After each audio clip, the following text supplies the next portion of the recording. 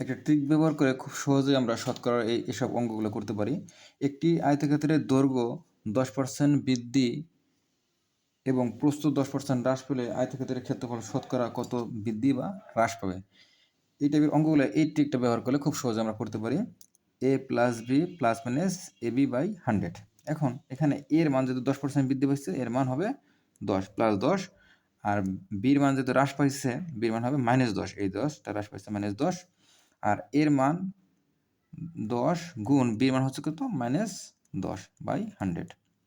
এখন এর পরবর্তী 10 থেকে 10 চলে গেলে কত 0, আর এই প্লাস এবং মাইনাসে প্লাস মাইনাসে -10 এবং 10 গুণ করলে হবে কত 100, আর নিচে 100 আমরা যদি করি তাহলে 100 কাটা গেলে হবে -1, তাহলে পেয়ে গেলাম কত -1% হ্রাস। কত -1 যেতে হয়েছে, তার মানে 1% হ্রাস। আশা করি সবাই বুঝতে পেরেছো।